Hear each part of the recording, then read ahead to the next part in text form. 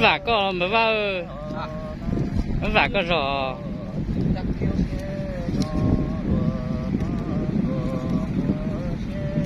tức có con bật tuổi to đấy giờ thì tè của tôi quên gì mà lo à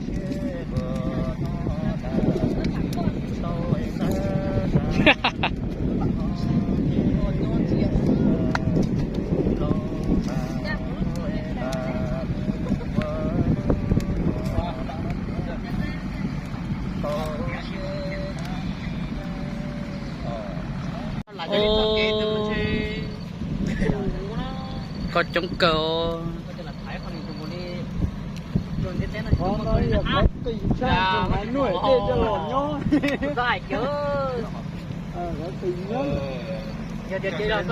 là đua thuyền nha ba thuyền không bến ô dạ tụi nó dạ một nhóc có xe lô to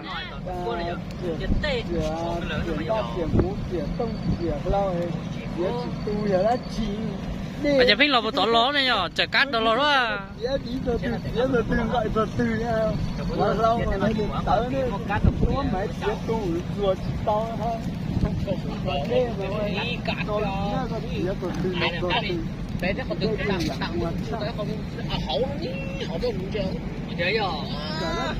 họ có muốn chạy đấy à lúc nào nó bên của nó là nó gì bên nó tới kia tàu một triệu còn phải trò cái trò bỏ lấy sợ đời bỏ lên trò còn nó cá bây giờ ý gì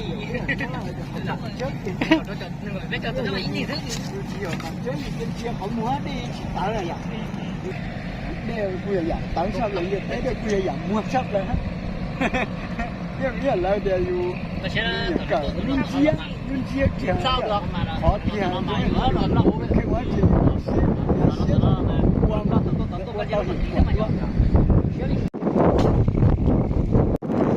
chuyển sang chỗ khác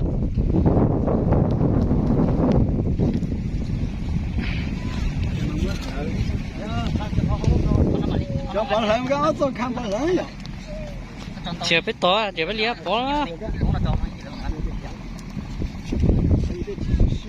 chụp một hắn thì mất rồi cho tôi tỏ có cái nó cho nó làm bằng luôn nó này nhiều lắm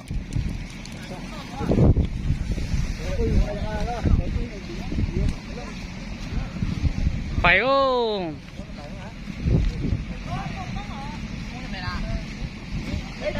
đấy rồi. Ăn thì có ăn thì vui thế thôi. Nó là tổng sắp bè đâu nè. Sắp bè nó ta.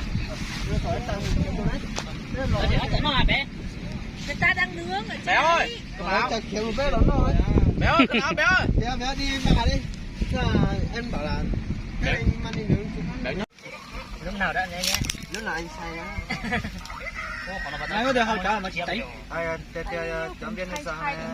Không chất người say rượu. Mà đi là hà. Không có chia đâu nè. Tôi cha đó. Sao mặt thôi. Nhục quá nhỉ. chẳng nè